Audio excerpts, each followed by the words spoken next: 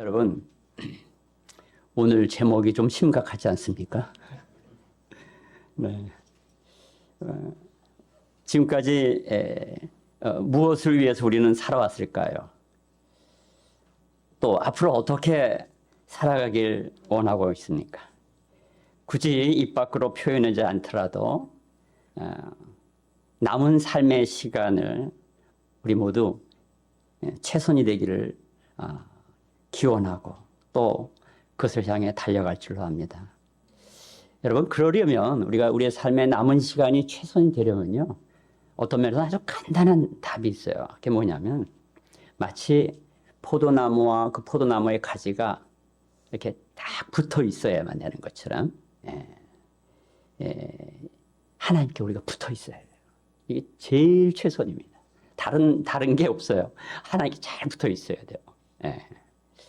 이 말을 조금 더 풀어서 부연해서 말씀을 드리면요, 우리의 삶의 모든 영역을 하나님이 가장 기뻐하시는 일을 위하여, 하나님이 이 땅을 창조하신 후에 인간이 타락하고 그래서 다시 하나님은 창조 질서를 회복하시려는 그분의 그 의도를 따라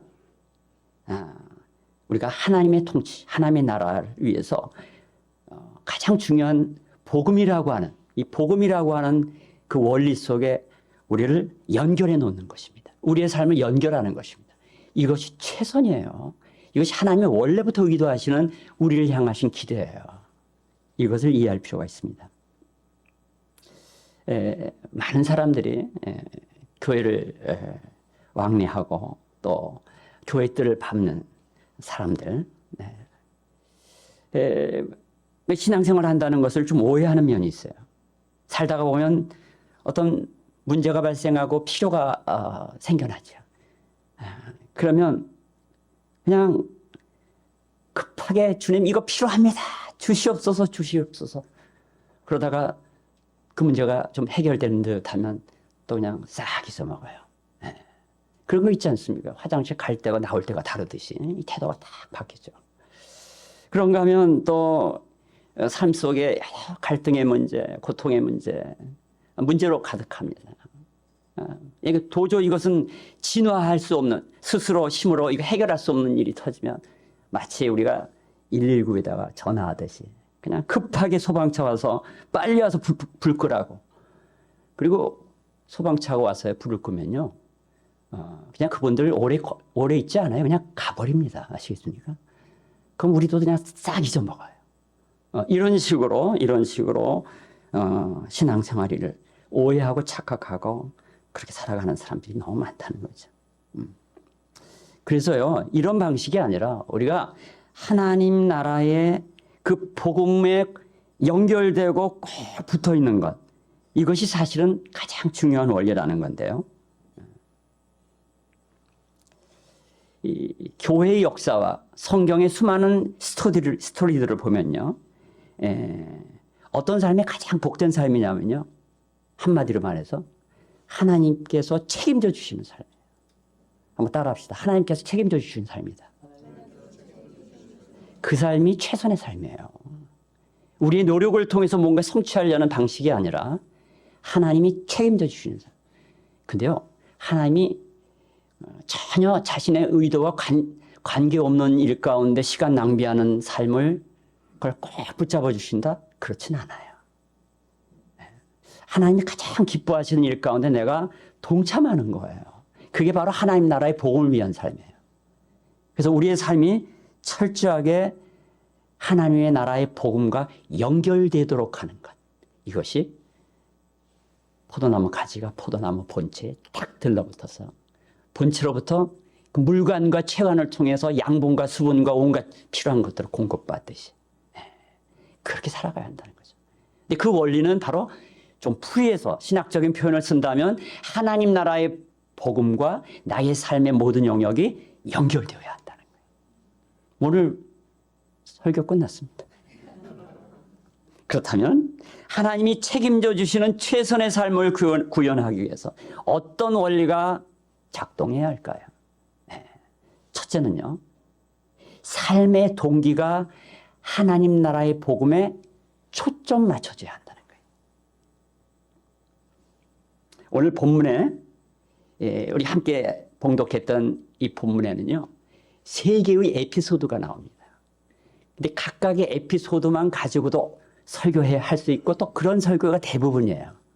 이 세 개의 에피소드들을 같이 연결해서 한 통으로 하는 설교는 지금 제가 다 뒤져봐도 한 편도 없던 것 같아요. 그리고 여러분 너무 잘하는 에피소드이기 때문에 했던 얘기 또 하고 싶진 않았어요, 제가. 그러면 이 세 개의 에피소드가 어떻게 하나님 나라에 그 복을 위해서 살고자 했던 이들의 삶 속에, 그 사도들의 그 삶의 모습 속에, 그 최선으로 달려가는 그들의 삶 속에서 나타나는 그 원리가 뭘까? 그래서 이 세 편의 에피소드 하나하나 속에 담겨 있는 바로 지금 최선의 삶과 관련된 원리들을 찾고자 하는 것입니다. 자, 이 15장 마지막 부분에 있는 이 에피소드들은 여러분 너무 잘 아시는 사건이에요. 바울과 바나바가 1차 선교 여행을 끝내고 잠시 그때 좀 쉼의 시간이 있었겠죠. 그런 가운데 이제 제2차 선교 여행을 준비하는 그 과정에서 쉽게 말해서 의견이 갈려 서로 다른 길을 찾아갔다는 얘기예요. 여러분 이런 대목을 여러분 어떻게 그동안 읽어오셨습니까? 이 본문을 읽으면서요. 뭐 많이들 이렇게들 생각하죠. 그런데 이 본문을 어떻게 바라보느냐에 따라서 우리의 신앙의 성장과 또는 신앙의 현재의 모습을 이 본문을 어떻게 판단하느냐에 따라서 또 어떻게 바라보고 이해하느냐에 따라서 그대로 우리의 현주소가 나오는 거예요. 이런 본문을 접했을 때 이렇게들 해석하는 경우가 많죠. 그 틀렸다는 건 아닌데요. 그거 봐. 바울과 바나바도 우리가 똑같은 성정을 지닌 사람이야. 성질나면 싸워. 뭐 이런 식으로 접근할 수가 있어요.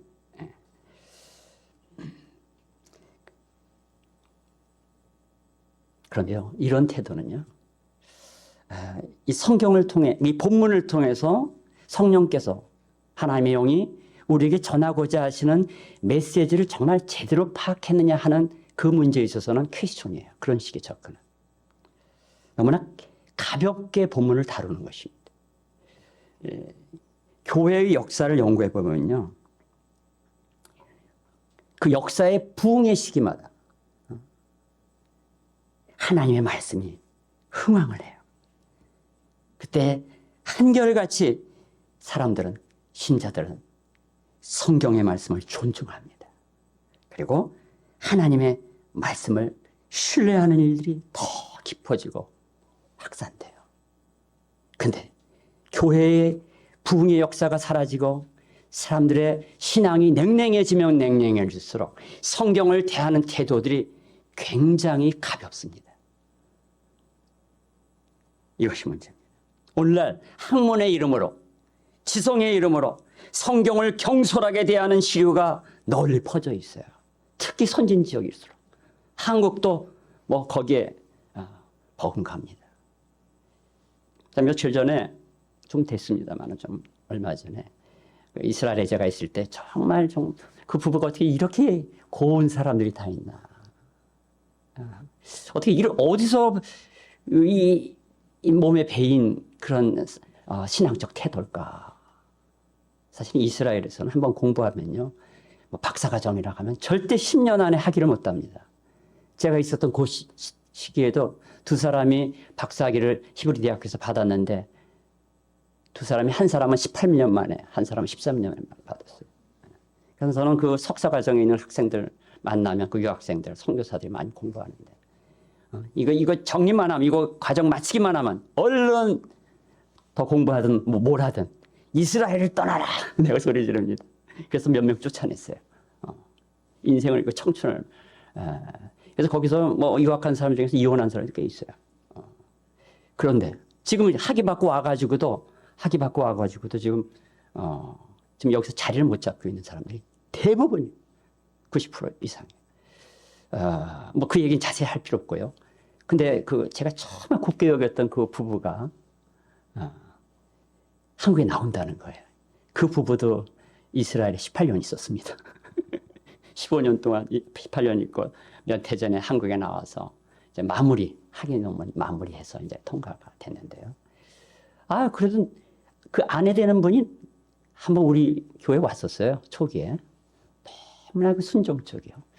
이게 어디서 이런 태도가 나왔는가. 자, 그런데 얼마 전에 저를 찾아왔는데 책을 한 권을 줘요. 이 책이 얼마나 두꺼운지. 너무너무 두꺼워. 이 이스라엘에서 최고의 유대인 학자들이 그걸 쓴 책이에요. 그래서 한국에 그 유학했던 사람들이 나와서 이스라엘 학회라는 걸 만들었는데 그 학회의 멤버들 20여 명이 한 편씩을 그 학자들의 그 주제 한 편씩을 전부 번역을 해가지고 책을 했는데 어마어마하게 두꺼워. 한 1300페이지 정도 되는 것 같아요. 최고의 학적인 이 시대의 토라를 연구한 최고의 학자들이 썼어요. 근데 절대 여러분에게 소개 안 해줍니다. 그냥 학문적으로만, 지식적으로만 어떻게 그동안 100년 동안의 연구가 우리가 기존의 역사적 정통 기독교가 믿었던 것과 다른지에 대한 얘기를 쓰는 거예요. 그걸 읽고서는 어떻게 신앙이 더 돈독해지고 하나님의 말씀을 존중할 수가 있겠어요. 성경을 아주 경시하는 태도가 만연해 있습니다. 이런 시대에는 결코 부흥을 더 이상 말할 수 없을지도 모릅니다. 여러분, 신학을 공부했는데 시험에 들었어요. 그럼 그 교육이 잘못된 거 아닙니까? 성경 공부를 했는데 오히려 사람들이 더 많은 혼란과 두려움을 갖게 된다면 그 공부는 안 한만 못한 것이죠. 우리는 성경을 공부할수록 또 성경을 연구할수록 더 성경을 존중해야 되고 하나님의 말씀으로 인해 확신과 기쁨이 차올라야 합니다. 그게 정당하고 자연스러운 것입니다.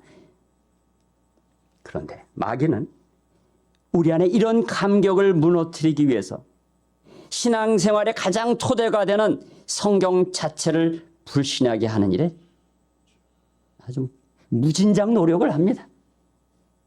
처음에는 성경을 경시하게 만들고 나중에는 거북하게 만들고 이제는 성경으로부터 거리감을 느끼게 만듭니다. 지금 바울과 바나바가 심히 다퉜어요. 이 심히 다퉜던 말에 그냥 초점을 맞춰서 마치 저 시장 내거리에서 장사하는 사람들끼리 대판 싸움판을 벌인 것처럼 저 막말에 속으린 한국의 국회의사당을 연상하는 이런 느낌으로 본문을 보셔서는 안 된다는 겁니다. 여러분, 한국의 의회와는 대조적으로요, 영국의 의회는 굉장히 아주 매너가 탁월하대요. 전 세계에서 가장 매너가 좋은 의회가 바로 영국의 의회랍니다. 거기에서는요, 절대 당신은 거짓말했어, 사퇴하라, 이따위 말은 이런 직설적인 표현은 전혀 사용할 수가 없대요. 아니, 안 한대요. 그것이 영국의 의사당의 전통이랍니다. 지난 2002년도에 코비드가 한참일 때 영국의 보리스 존슨 총리가 자신의 관저에서 사적인 파티를 열었다는 것이 문제가 되었어요. 그래서 그것이 국회까지 올라와서 아주 그 노동당 대표의 비판을 받았습니다. 근데 그가 보리스 총리를 향해서 비난했던 그 표현이 어떻게 표현이 되는 거 아니에요? 그냥 번역해서 말씀드리겠습니다. 총리의 해명은 날이 갈수록 더욱 불합리합니다. 솔직히 영국의 국민들은 더 나은 대접을 받아야 합니다. 그렇게 해명하지 않고 정말 국민들의 입장에서 본인의 행동을 그대로 이실직고 하라는 그런 거예요. 이 표현 얼마나 이렇게 참 멋지게 얘기합니까? 이런 표현만으로도 벌써 국회의 그 문화는요, 아주 큰 충격으로 받아들인다는 거예요. 여러분, 지금 바울과 바나바는 어떤 사람들이었습니까? 이들은 가말리엘 밑에서 토라를 배우고 율법을 배우고 예수님의 가르침을 직접 들은 사람입니다. 바울은 12제자 안에 포함되지는 않지만 그는 예수님을 직접 만났어요. 그죠? 직접 다메섹에서 만났어요. 그 후에도 여러 차례 만날 것으로 우리는 이해할 수가 있습니다. 또 예수님은 이렇게 말씀하시죠. 산상수훈에 나는 너희에게 이르노니 형제에게 노하는 자마다 심판을 받게 되고 형제를 대하여 라가라 하는 자는 공회에 잡히게 되고 미련한 놈이라 하는 자는 지옥불에 들어가게 되리라. 이 마태복음 5장에 나옵니다. 여기서 라가라는 말은 멍청이, 쓸모없는 자 정도의 표현이라는 거죠. 이런 가르침에 익숙한 그런 말씀에 충실했던 이런 바울과 바나바가 어찌 아무리 심한 의견 충돌로 다투었다 할지라도 우리가 상상하고 연상하는 그런 추태를 벌였을 것으로 이해할 수가 없습니다.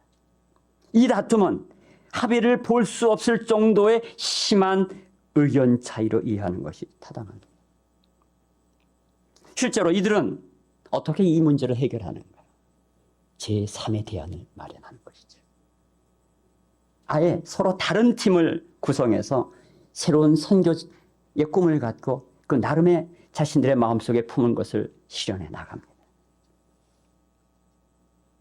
그렇다면 이들이 이렇게 제3의 대안을 마련하고 그리고 오히려 충돌과 갈등과 정말 그동안에 애쓰고 수고하고 함께 고통의 시간들을 위로하며 걸어왔던 이 함께함의 시간을 뒤로하고 새로운 길을 그래도 최선의 제3의 대안을 마련할 수 있었던 그 원동력은 무엇이었을까요? 한마디로 그들의 삶의 동기가 복음을 위한 삶에 초점 맞춰져 있었다는 것입니다. 만일 자기 목표 성취, 또 자기 고집, 자기 체면 이런 따위가 그들의 삶의 동기였다면 이 투쟁은, 이 다툼은 분노와 상대방을 향한 공격과 원한을 품은 상태로 결말을 보았을 것입니다. 그러나 이들은 결코 그렇지 않습니다.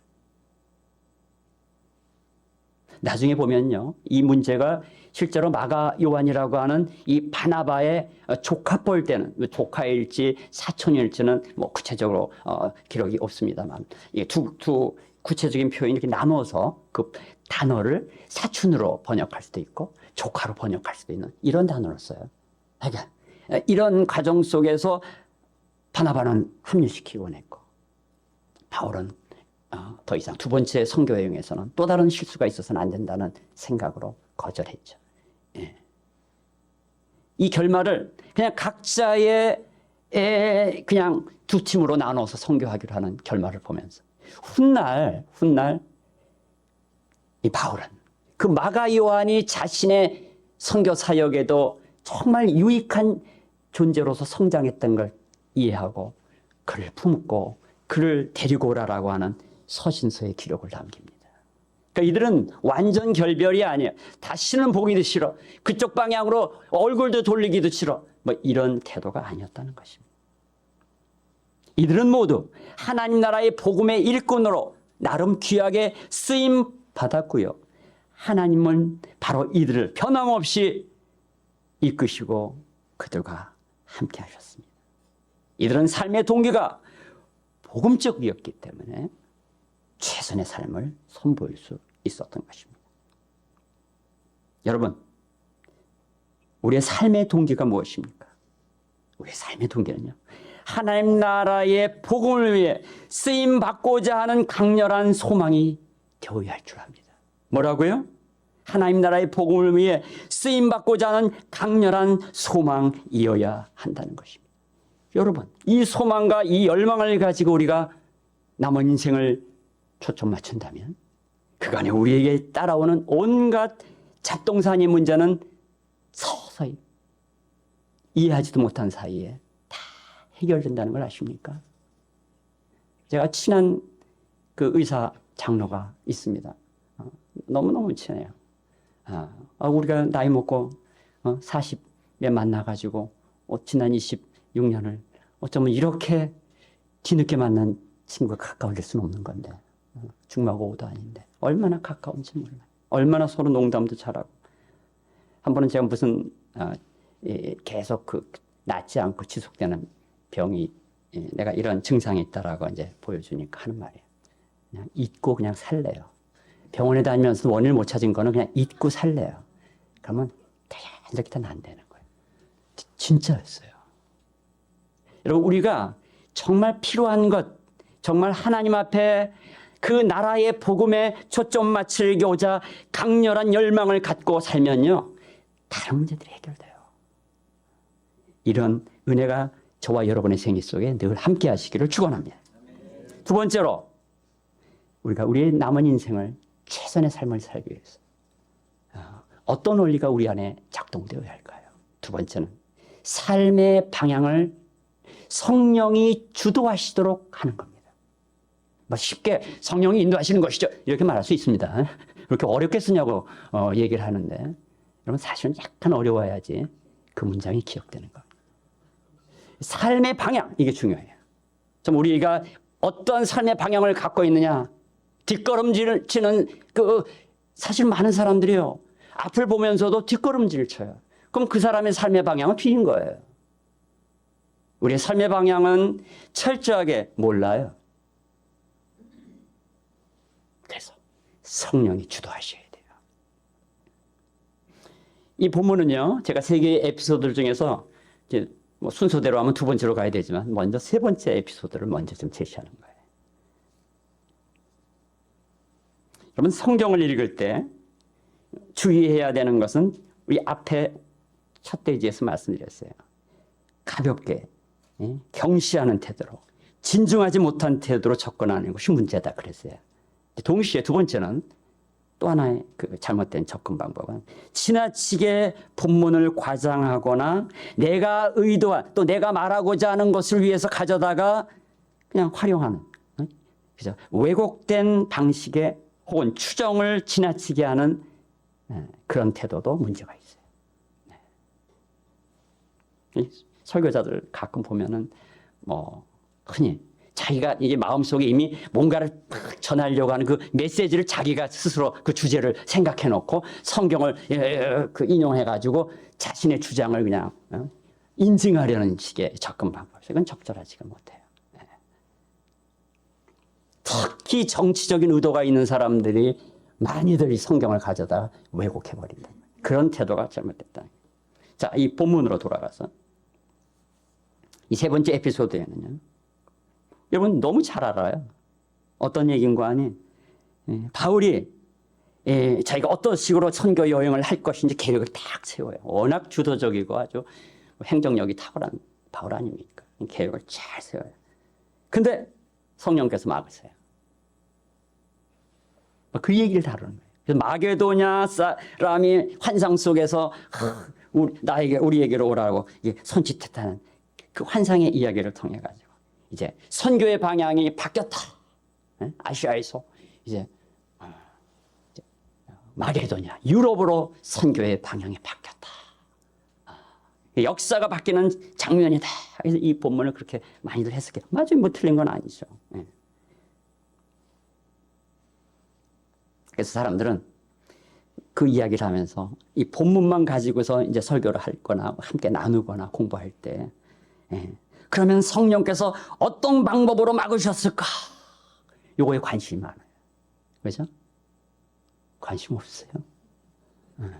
어떻게 막으셨을까 말이지. 뭐 이거는 뭐 관심을 가질 수도 있어요.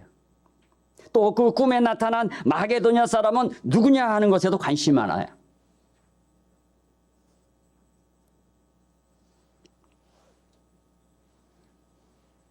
자, 그런데요, 그러니까 대표적인 아주 유명한 주석가가 요 대목에 참 논리를 막 펴가지고 막 추정을 하는데, 이렇게 탁월한 주석가도 가끔 이런 식으로 할 때가 있구나. 그래서 다른 분들 또 찾아보니까 이 본문에 대해서 바로 그 아무개가 해석한 해석은 이건 너무나 지나친 추리다. 이렇게 지적을 했어요. 몇 사람이. 무슨 추리냐면요, 이 마게도냐의 환상 속에 나온 인물이 알렉산더 대왕이었다. 근데 그 주석가가 19세기 아니 다시 20세기 후반기 아주 굉장히 유명한 사람이에요. 여러분 이 얘기 딱 듣는 순간 어떤 느낌이 들어요? 웃었잖아요. 근데 그분의 설명은요, 여러분을 웃을 수 없게 만들어요. 얼마나 탁월하게 논리를 펴는지. 근데 그것은 지나쳐요. 제가 보기에도. 지나쳤다. 또 그런가 하면 어떤 이 알렉산더라고 주장한 것은 너무 지나치다. 라고 한 분들이 또 그럼 어떤 대안을 마련하느냐. 10절에 보면요. 9절까지는 뭐가 나오냐면 이 주어들이 복수가 아니에요. 주어들이. 아니, 복수일 때가 있지만 뭐 처음으로 10절에 와가지고 우리가라는 단어가 나옵니다. 우리가. 그 이전까지는 우리가가 한 번도 나오지 않아요. 근데 우리가 이렇게 나와요. 이 우리는 뭐냐? 바로 이 우리 속에 이 사도행전을 기록한 누가가 포함되어 있을 것이다. 그러므로 이 누가가 헬라 사람인데 헬라가 그 헬라권으로의 전도의 선교의 이 필요성을 아마 바울에게 역설한 게 아니냐. 여러분 그럴싸하지 않습니까? 네. 근데 이런 자의적인 해석은요. 이건 추측성 해석이죠. 재미를 줄 수는 있을지 몰라도 본문 메시지가 전하려는 근본 의도를 벗어날 수 있는 그런 문제가 있어요. 제가 지금 두 번째 대지를 말씀드릴 그 서두에 우리의 태도에 있어서 가볍게 진지하지 못하게 접근하는 것도 문제지만 또 하나 본문이 의도하려고 하는 그 본문의 의도와는 다른 지나친 추정은 본문의 의도에서 벗어나는 그런 접근 방법이라는 말씀 드렸잖아요. 그렇죠? 네. 여러분 조금 어려우세요? 어렵게 내 얘기하나요? 왜 고개가 쳐지시고 눈꺼풀이 왜 쳐지십니까? 자,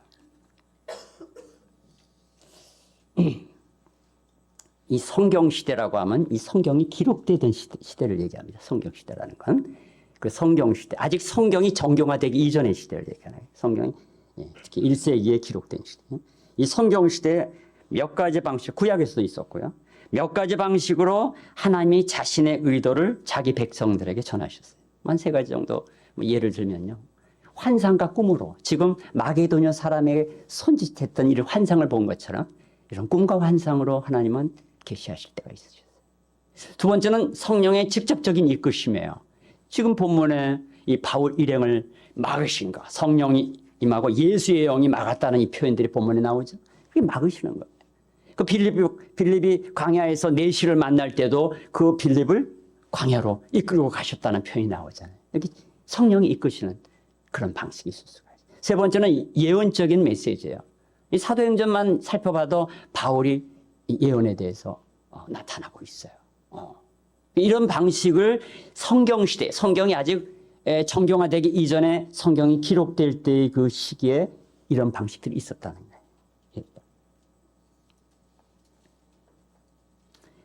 그래서 이런 성경시대에 지금 소개한 이런 몇 가지 하나님의 직접적인 초자연적인 인도하심의 방식을 대하는 태도가 또 두 가지가 있어요. 하나는 뭐냐? 어렵지 않아요. 성경이 정경화된 이후에는 더 이상 이런 방식을 쓰지 않는다. 이런 방식을 주장하는 사람들에 대해서는 이거는 이단이다. 이렇게 과격하게 정리하는 사람들이 있어요. 그런가 하면 또 반대로 여전히 지금도 그대로 사용하신다. 적극적으로 지금도 그걸 활용해야 한다라고 접근하는 방식들이에요. 물론 성경에는 이러한 특별한 방식으로 하나님 우리에게 그분의 뜻을 보여주시는 그런 방식은 더 이상 안 쓴다. 그렇게 안 하겠다라고 구체적으로 소개한 또는 그렇게 표명한 사례가 없어요. 그러나 위의 방식은 지금 얘기한 여기 스크린에 나오는 이런 방식은요. 정경화된 이후에는 말씀을 통해 성경의 이 정경화된 성경의 이 가르침을 통해 분별되어야 돼요. 이건 다시 한번 분명히 감별되어야 해요. 그러한 이런 방식은 절대 성경과 동등한 권위를 가질 수가 없어요. 우리의 최종의 권위는 오로지 말씀입니다.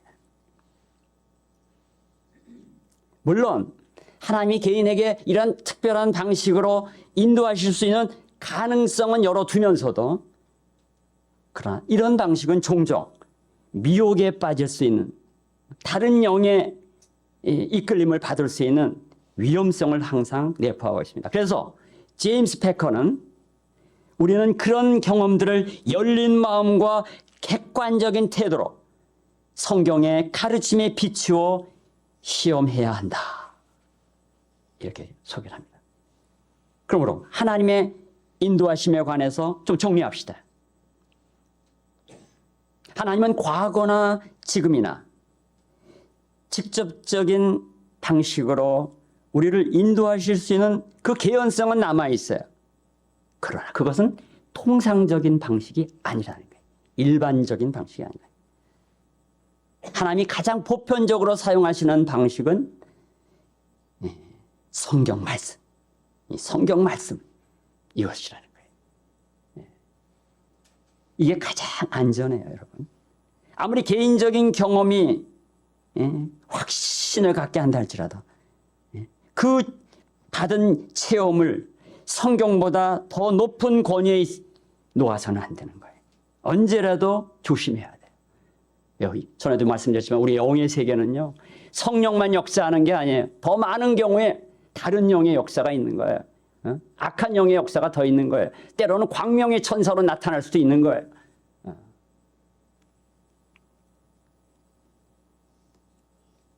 때로 하나님이 우리 인생을 펼쳐가시는 그 길에는요, 정말 뜻밖의 예상치 못한 또 우리의 기대와는 다른 그런 현상, 그런 길이 펼쳐질 수도 있어요.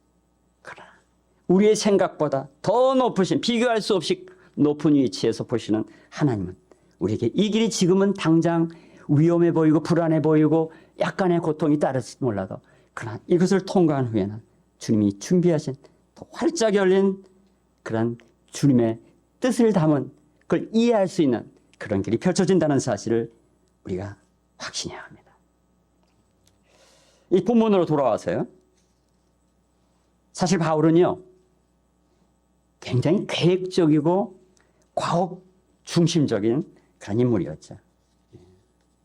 그래서 이 1차 선교 여행을 통해 하나님의 성령이 그렇게 그들을 이끌어 가시는 것들을 경험했음을 불구하고 여전히 자기 주도적인 이 계획성에 사로잡혀 있었던 것이 어느 정도 사실이었던 것 같아요. 그러나 선교의 주체는 하나님이셔야 돼요. 성령님이셔야 돼요. 성령님보다 앞서가서는 안 됩니다. 그것이 바로 오늘 본문이 이 바울과 또 그의 선교팀들에게 보여주시는 교훈이에요. 그것을 뼈저리게 그들의 경험을 우리의 경험으로 우리가 수용해야 합니다. 본문 6절에 성령이 아시아에서 말씀을 전하지 못하게 하시거늘 7절에도 무시아 앞에 이르러 비두니아로 가고자 애쓰되 예수의 영이 허락하지 아니하신지라. 이 두 대목에서 그 거절이 어떤 상황 조건에서 또 어떤 환경에서 펼쳐졌는지 우리는 잘 몰라요. 그것이 법적으로 들어갈 수 없도록 어떤 정치적인 문제가 있어서 그랬는지, 아니면 전염병이 만연하여 뭐 그렇게 갈 수 없었는지, 아니면 또 다른 유대인들의 그 해방으로 인해 갈 수 없었는지, 아니면 선교사들 내면 속에 강하게 주어지는 그 내적인 어떤 마음의 움직임 때문이었는지 알 수는 없어요. 네, 이 대목에서 이 해석과 주장은 이런 측면도 저런 측면도 있을 수 있다는 정도로 이해를 해야 합니다. 근데 그게 그렇지 아니하고 딱 몇 가지 중에서 내가 딱 느낌이 오는 걸 가지고선 그거다라고 아직 정확하게 밝히지 않은 본문을 지나치게 추리하는 것은 어쩌면 왜곡이 될 수가 있습니다. 성경은 이 부분에 대해서 자세히 설명하지 않고 그냥 넘어갑니다. 중요한 것은 우리의 삶에 하나님의 말씀을 통해 인도받는 것이 가장 중요한데요. 우리의 삶에 저마다의 이 경험들이 있을 수가 있어요. 그리고 성경을 이해하면서 나름대로 그 해석의 차이가 있을 수가 있어요. 그러면 어떻게 해야 될까요?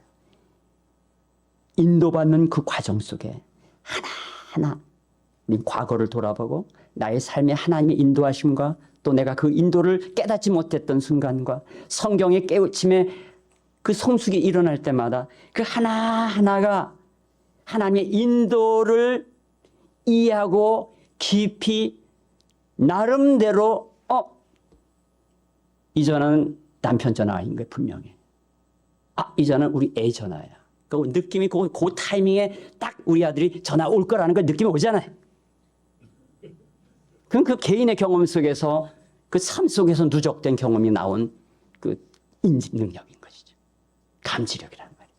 그런 것은 개인차가 얼마든지 있을 수 있다는 거예요. 그럼으로써 하나님의 인도 방법은 크게는 성경 말씀을 통해 그 개인의 삶 속에 누적된 하나님이 그 개인을 이끌어오시는 방식에 대한 추가적인 경험들이 잘 누적되고 통합돼서 하나님의 인도를 잘 받으시기를 주님의 이름으로 축원을 드립니다. 세 번째로 우리 삶이 최선의 삶이 되기 위해서는요. 저는 이 세 번째가 앞에 것만큼 이상으로 중요하다고 생각해서 제가 가장 중요한 대목을 세 번째로 바꿔놨습니다. 두 번째 에피소드인데요. 저는 세 번째로 다루고자 합니다. 우리의 삶이 최선의 삶이 구현되도록 하도록 하기 위해서 이 세 번째 원리가 작동돼야 합니다. 삶의 동역자를 복음 안에서 발굴하고 함께하는 것이 필요하다는 거예요. 따라합시다. 삶의 동역자를 복음 안에서 발굴하고 함께하는 것이 필요합니다. 저는 오래전에 우리 여기 이동화 장로님 네 분이 계십니다만은 아주 젊었을 때부터 저분들 젊었을 때부터 제가 같이 했어요. 그래서 당시에 제가 처음으로 지금은 메가처치가 됐지만 제가 처음 섬겼을 때는 교회가 크지 않았어요. 그때 크지 않은 그 청년부 안에서요 11쌍이 한꺼번에 결혼했습니다. 안 놀래시네. 이건 놀래야 돼요. 제가 우리 아들 결혼하고 12년 만에 낳았어요. 근데 그 결혼하고 그 다음에 전부 애가 들어서가지고 출산이 된 거예요. 우리 애까지 11명이 쫙 앉아가지고 횡대로 앉아가지고 그게 제가 기억하기에 1998년인 것 같아요.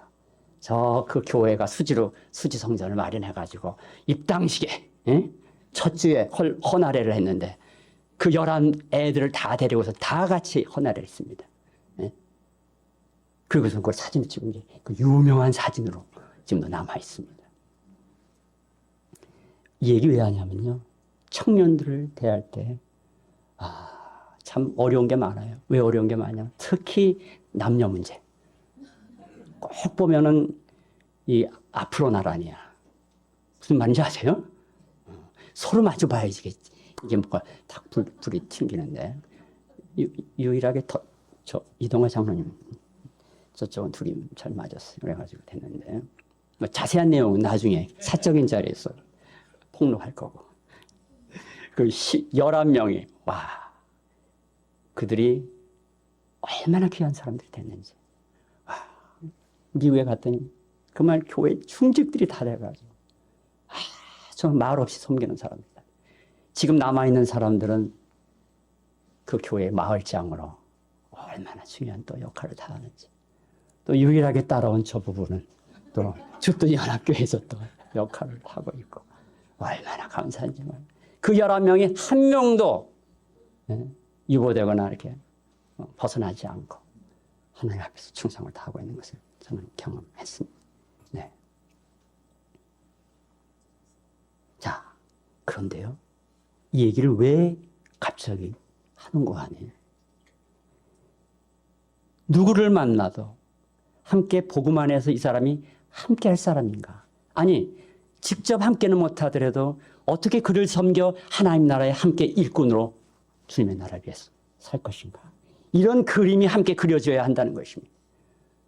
여러분, 우리가 대단히 큰 교회는 아니지 않습니까? 네. 한 분 한 분이 너무 귀하잖아요.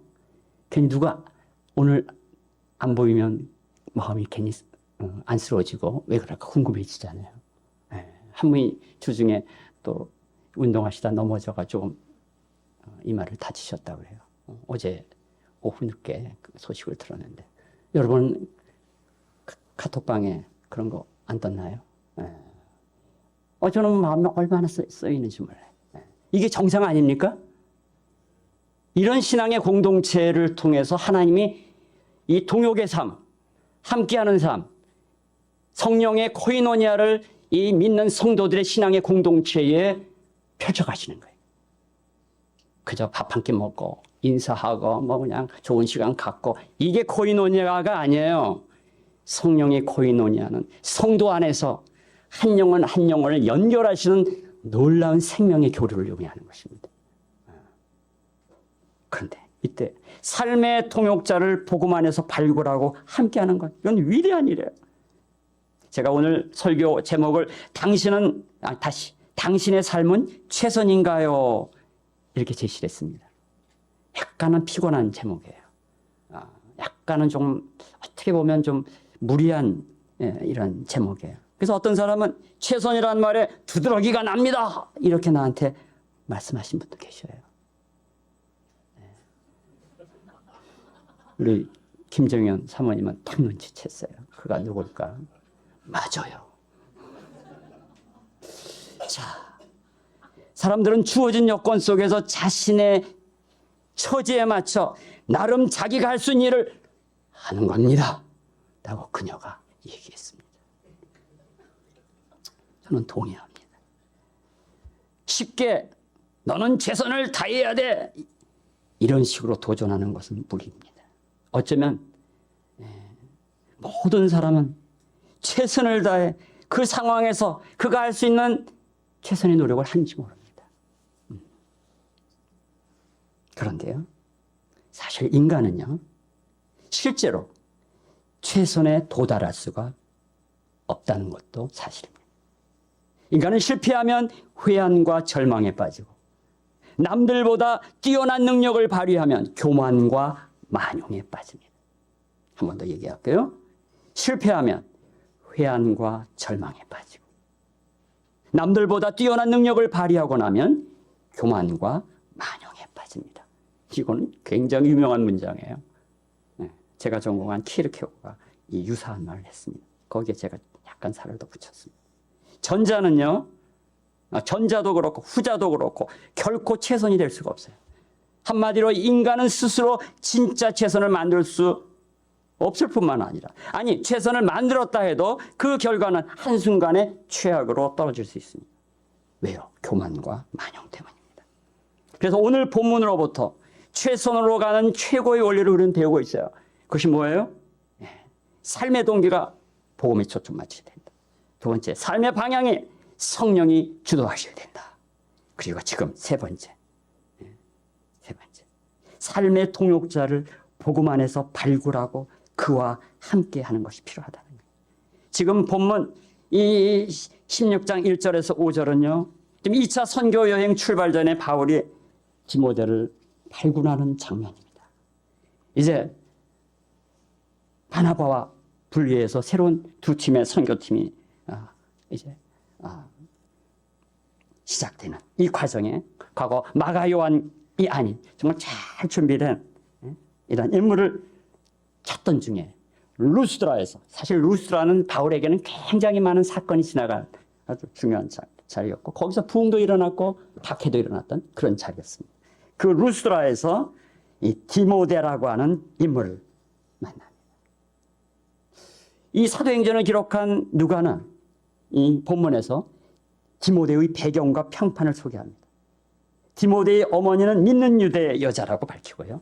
게다가 이 디모데는 루스드라와 자기가 사는 루스드라와 바로 이웃 한 40km 정도 떨어져 있는 이고니온에서 많은 믿는 형제들로부터 칭찬을 받는 자라고 소개합니다. 여러분, 그리스도인에게는요, 평판이 그렇게 중요합니다. 유명할 필요는 없어요. 그러나 그리스도인들은 평판이 좋을 필요가 있습니다.